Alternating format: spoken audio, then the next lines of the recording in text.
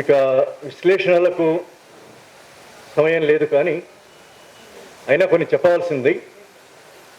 దానికంటే ముందు మనం ఏం చేయగలము లేదా ఏం చేయవలసి ఉంది అని చాలా ఆలోచనలు వచ్చాయి. నేను ఒక ఆలోచన మీతో పంచుకుంటాను, లేదా నేను ఒక ఆలోచన మీకు సంధిస్తాను. 3 రోజుల కిందట ఈ మీటింగ్ను అనౌన్స్ చేశారు. 500 మంది వచ్చారు ఈ సమావేశానికి. మనమందరము కేవలం ఇట్లాగే సానుభూతి పరులుగా మాత్రమే మిగిలిపోదామా? మనం ఇట్లాగే ఎవరో ఎప్పుడో పురమాయిస్తే చేసేవాళ్ళుగా మాత్రమే మిగిలిపోదామా? ముందు ఈ ప్రశ్న వేసుకోవాలి. ఏం చేయాలని చాలా చెప్పారు, అవన్నీ చేయవలసిన పనులు. అవి అన్నీ నిజంగా చేయాల్సి వస్తే, అవన్నీ నేల మీదకి రావాలంటే, అవన్నీ కార్యరూపం ధరించాలి అంటే మనమేం చేద్దాం? ముందు ఈ హాల్లో ఉన్న వాళ్ళు ఏం చేస్తారు, మన సంఘాలలో ఉండే వాళ్ళు ఏం చేస్తారు, మన నాయకులు ఏం చేస్తారు, మనమేం చేద్దాం? ఈ ప్రశ్న వేసుకోకుండా, ఈ ప్రశ్నని హృదయంలో నుంచి వేసుకోకుండా మనం దీనికి సమాధానం చెప్పడం సాధ్యం కాదు. ఆపరేషన్ కగారును ఆపాలి నినదిస్తాం, తప్పనిసరిగా దీన్ని ఆపవలసి ఉన్నది. దీన్ని ఆపడం అనేది ఒక పెద్ద రాజకీయ సాంస్కృతిక ఉద్యమం. ఇది తప్పనిసరిగా సైనిక ఉద్యమం కూడా. మనందరికీ తెలుసు సల్వాదుర్ని ఏమైందో మనకు తెలుసు. సల్వాదుర్ని చుట్టూ చాలా పెద్ద ఎత్తున రాజకీయ న్యాయపరమైన ఉద్యమం చాలా జరిగింది. సల్వాదుర్ని దగ్గర నుంచి, ఆపరేషన్ గ్రీన్ హంట్ దగ్గర నుంచి ఇంకా వెనక్కి వెళితే బహుశా 92-93 ప్రాంతాల్లో జనజాగరణ అభియానాన్ని మొదలుపెట్టారు. అప్పటి నుంచి ఆపరేషన్ సమాధాన్ దాకా వాళ్ళు అన్ని యుద్ధాలు చేశారు. అన్ని యుద్ధాలలో కూడా అంతిమంగా సైనిక యుద్ధం ద్వారానే, సైనిక రూపం ద్వారానే వాళ్ళు జయించగలిగారు. ఆ భాగాన్ని వాళ్ళకు వదిలేద్దాం, అది వాళ్ళు చేసే పని. కానీ మనం చేయవలసిన పని, మనం అందుకోవాల్సిన పని ఏమిటి? అసలు మనం అందుకోవడానికి మనం ఎట్లా సిద్ధమవుతాము? వాళ్ళు ఆ పక్కన అంతిమ యుద్ధం అని అంటూ ఉన్నారు. మరి ఈ అంతిమ యుద్ధాన్ని మనం ఎట్లా అర్థం చేసుకుంటాము? ఎందుకంటే ఎట్లా అర్థం చేసుకుంటామనే దాన్ని బట్టి ఏం చేస్తామనేది కూడా తేలుతుంది. నేను అనుకోవడం అయితే నిజంగానే భారత విప్లవోద్యమం, భారత పాలక వర్గాలు ఇక అంతిమ యుద్ధం చేయవలసిందే అనే దశకు అభివృద్ధి చెందింది. మనం ఈ యుద్ధాన్ని అంగీకరించాం. ప్రజాయుద్ధం ద్వారా ఈ అంతిమ యుద్ధాన్ని, పాలకవర్గం చేస్తున్న ఈ అంతిమ యుద్ధాన్ని, అంబానీ కోసమో, ఆదానీ కోసమో, కార్పొరేట్ల కోసమో చేస్తున్న ఈ అంతిమ యుద్ధాన్ని తప్పనిసరిగా ప్రజాయుద్ధం ఓడించి తీరుతుంది, జయించి తీరుతుంది, మట్టు పెడుతుందనే ఆత్మవిశ్వాసం మనకు లేకపోతే మనము హక్కుల కోణంలో కానీ, సాంస్కృతిక కోణంలో కానీ, చిట్ట చివరికి నైతిక దృష్టితో కానీ ఈ ఉద్యమానికి మనం మద్దతు ఇవ్వలేము, బలపరచలేము, దీంట్లో మనం భాగస్వామ్యం కాదు. కాబట్టి ఈ చరిత్ర ఏం చెబుతున్నది అంటే, 50 ఏళ్ల చరిత్ర నేను ఎట్లా అర్థం చేసుకుంటున్నానంటే, భారతదేశంలో ప్రజాయుద్ధానికి, పాలకవర్గ యుద్ధానికి మధ్య తీవ్రమైన ఘర్షణ జరిగి ఈరోజు పాలకవర్గం ఇక అంతిమ యుద్ధం చేయవలసిందే, వీళ్ళను పూర్తి స్థాయిలో నిర్మూలించవలసిందే అనేదాకా వచ్చింది. కాబట్టి మావోయిస్టు రహిత భారత్ అనే మాటను కేవలం ఇది మావోయిస్టు రహిత భారత్ మాత్రమేనా? ఇది నిజానికి ఆదివాసీ రహిత, అంటే మావోయిస్టు రహిత భారత్ అనే మాటని విప్పి చూస్తే చాలా విషయాలు తెలుస్తాయి. అది ఒక పొలిటికల్ టర్మ్, ఒక సైనిక వ్యూహం అది. కానీ మావోయిస్టు రహిత భారత్ అనే దాంట్లో ఆదివాసీ రహిత భారత్ అని ఉన్నది. దీన్ని మనం అంగీకరిద్దామా? ఆదివాసులందరినీ నిర్మూలించి ఈ దేశాన్ని కార్పొరేట్ భారత్గా మార్చాలి అనే ఒక పెద్ద ప్రయత్నం జరుగుతున్నది. కాబట్టి ఈరోజు దండకారణ్యంలో జరుగుతున్న యుద్ధం కార్పొరేట్ భారత్గా మార్చడానికి, దీన్ని కార్పొరేట్ల దేశంగా మలచడానికి, ఈ దేశంలోని అన్ని సంపదలు, సకల సంపదలు, గాలి, నీరు, ఆకాశం అంతా కూడా కార్పొరేట్లకు అప్పగించడానికి చేస్తున్న ఈ యుద్ధంలో ఆదివాసులు చాలా సమరశీలంగా పోరాడుతూ ఉన్నారు. నిజానికి మనం ఆదివాసులు చనిపోయారా, మావోయిస్టులు చనిపోయారా అనే లెక్క కూడా చేయవలసి ఉన్నది. నిజానికి మావోయిస్ట్ పార్టీ ప్రతి సందర్భంలో కూడా, ప్రతి ఘటనలో కూడా అందులో ఆదివాసులు ఎంతమంది ఉన్నారు, వాళ్ళ కార్యకర్తలు ఎంతమంది ఉన్నారు అనే విషయాన్ని కూడా చెప్తూ ఉన్నది. మన సమాజంలో దీన్ని పెద్ద ఎత్తున ప్రచారం చేయడానికి, మనుషుల్ని ఎక్కువ కూడగట్టడానికి, ఎక్కువ మందిని స్పందింప చేయడానికి మామూలు ఆదివాసులు, సాధారణ ఆదివాసులను చంపుతూ ఉన్నారు అనే విషయాన్ని కూడా మనం ప్రచారం చేద్దాం. తప్పనిసరిగా చేయవలసిన విషయం. కానీ వాస్తవానికి శత్రువుకు ఇక ఆదివాసుల, మావోయిస్టుల, భారత ప్రజల అనే తేడా ఉన్నదా అని మనం గమనించవలసి ఉన్నది. వాళ్ళకు ఆదివాసులకు అని తేడా లేదు, ముస్లింలని తేడా లేదు. ఎందుకు తేడా లేదని అంటున్నానంటే 2022 అక్టోబర్లో జరిగినటువంటి సూరజ్కుండ్ సమావేశంలో వాళ్ళు దీన్ని మావోయిస్టు రహిత భారత్గా, రాబోయే ఎన్నికల మావోయిస్టు రహిత భారత్లో, మావోయిస్టు విముక్త భారత్లో ఎన్నికలు జరుపుతాము, మావోయిస్టు రహిత భారత్గా మలుచుతాము అని చెప్పిన ఒక్క మాట మాత్రమే కాదు, దాంతోపాటు ఆ సమావేశంలో కానీ మొత్తంగా ఆ కాలంలో వాళ్ళ అధికార పత్రికలు, జాగృతి కానీ ఆర్గనైజర్లో కానీ మనం చూసామంటే ఇదే చాలా మంచి తరుణము. దేనికి మంచి తరుణము? వాళ్ళ 100 ఏళ్ల స్వప్నం ఏదైతే ఉందో హిందూ రాష్ట్రగా దీన్ని మార్చవలసి ఉన్నది. దీన్ని భారతదేశమని, ఇండియా అని రకరకాల పేర్లతో పిలుస్తున్నారు. ఈ సమాజానికి చాలా ప్రత్యేక అస్తిత్వం ఉందని చెప్తున్నారు. ఈ సమాజానికి అనేక రకాల వైవిధ్యభరితమైన సాంస్కృతిక రాజకీయ వారసత్వం ఉందని చెప్తున్నారు. ఈ మొత్తాన్ని బద్దలు కొట్టి ముద్ద చేసి దీన్ని సనాతన ఇండియాగా, హిందూ రాష్ట్రగా మార్చవలసి ఉన్నది. హిందూ రాష్ట్రగా మలచడానికి ఇదే మనకు సరైన సందర్భం అనే విషయాన్ని వాళ్ళు చాలా అప్రమత్తంగా, చాలా దూరదృష్టితోటి సమయోచితంగా వాళ్ళు మాట్లాడుతూ వచ్చారు. మీరు తప్పనిసరిగా మన ప్రజాస్వామిక విప్లవ పత్రికలు ఎట్లా చదువుతారో మీరు తప్పనిసరిగా ప్రతి వారము జాగృతి చదవండి, ఆర్గనైజర్ చదవండి. వాళ్ళ వ్యూహాలు ఏంటో మనకు తెలుస్తాయి. ఆ వ్యూహంలో సూరజ్కుండ్ సమావేశంలో వాళ్ళు అక్టోబర్ 28, 29 జరిగింది అనుకుంటాను.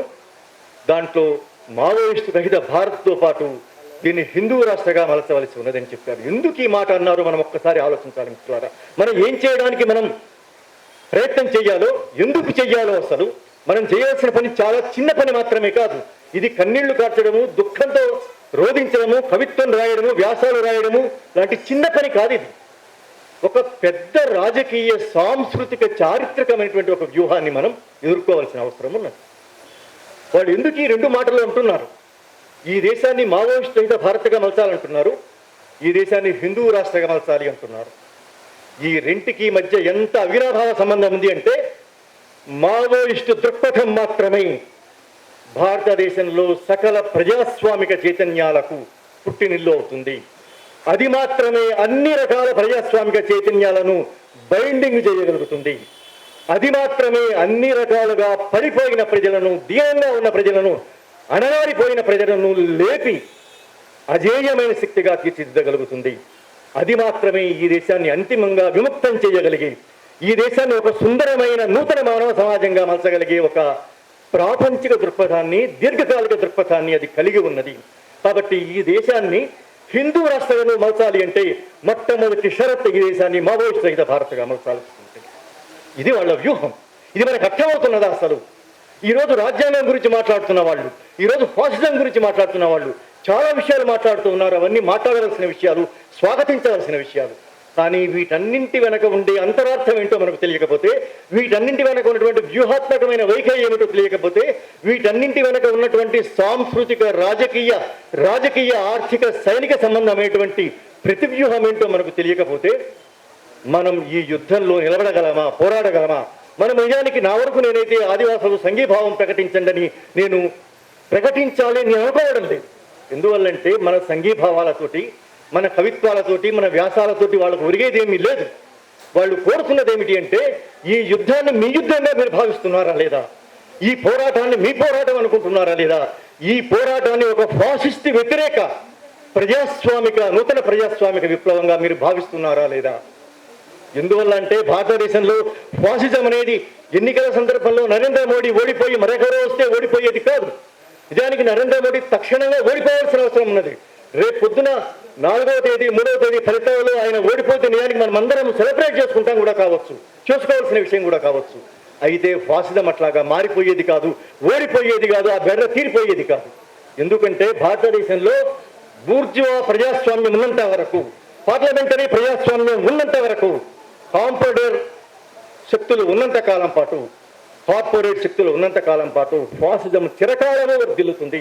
ఈ దేశంలో ఫాసిజానికి బూర్జువా పార్లమెంటరీ ప్రజాస్వామ్యమే, రాజ్యాంగబద్ధ ప్రజాస్వామ్యమే ఒక రక్షణ వలయంగా ఉండి సేఫ్టీ వాల్వ్ లాగా ఫాసిజం ఈరోజు దేశం మొత్తాన్ని కబళిస్తూ ఉన్నది.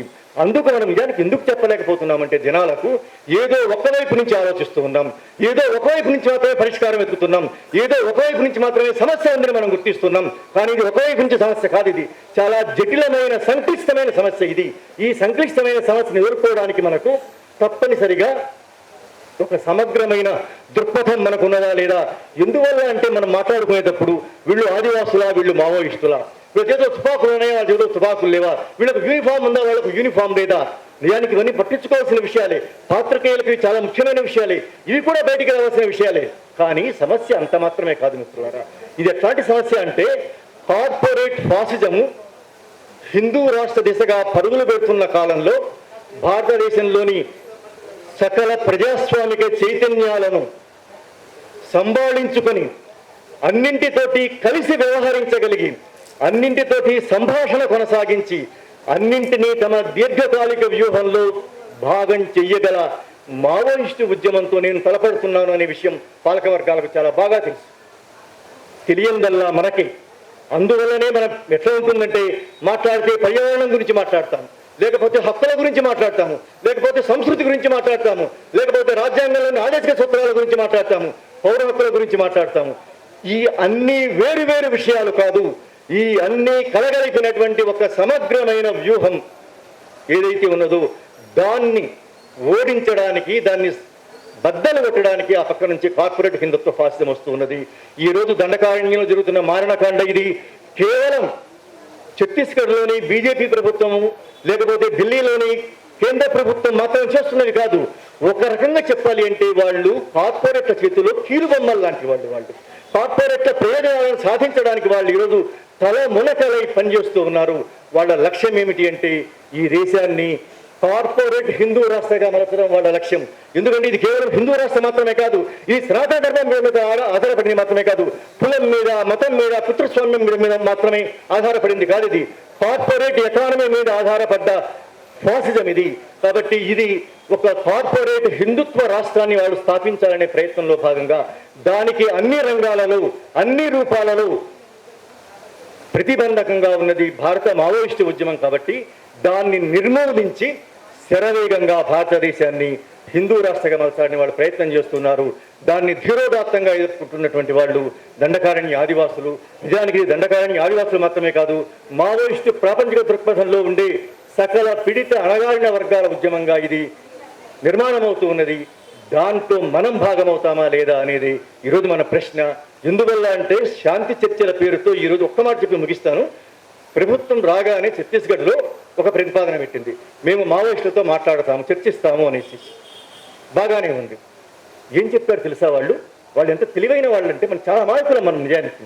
ఎంత తెలివైన వాళ్ళంటే చర్చలకు వాళ్ళు పెట్టిన షరతు, కార్పొరేట్లు గనులు తవ్వుకొని పోవడానికి మీరు ఆటంకం కల్పించకూడదు, వాళ్ళు గనులు తరలించకపోవడానికి రోడ్లు వేసుకుంటారు, రోడ్లకు మీరు ఆటంకం కల్పించకూడదు, మీరు ఈ పని చేశారంటే మీతో మేము చర్చిస్తాము. అంటే మేమున్నది ప్రజల తరపున కాదు, మేమున్నది కార్పొరేట్ల తరపున అనేసి వాళ్ళు నిస్సిగ్గుగా బాహాటంగా వాళ్ళు ప్రకటించుకున్నారు. కాబట్టి ఈరోజు మనం దండకారణ్యంలో కగారు ఆపివేయాలి, దేశవ్యాప్తంగా కగారు ఆపివేయాలి అంటే మనం ఏ ప్రతిపాదనలు పెట్టాలి అనే విషయం కూడా మనం చాలా లోతుగా ఆలోచించవలసి ఉన్నది. ఈ ఆలోచనలు మనం చేయడానికి మళ్ళీ సమావేశమైనా సరే అయ్యి ఒక సమగ్రమైనటువంటి దృక్పథంతో ఈ ఉద్యమాన్ని, కగారు వ్యతిరేక ఉద్యమాన్ని, ఒక హిందూ రాష్ట్ర కార్పొరేట్ ఎకానమీకి వ్యతిరేకంగా జరిగే ఒక ప్రజాస్వామిక ఉద్యమంగా, అన్ని పీడిత శక్తులు కలిసి వచ్చే ఉద్యమంగా దీన్ని మలచవలసి ఉన్నది అని చెబుతూ ముగిస్తున్నాను.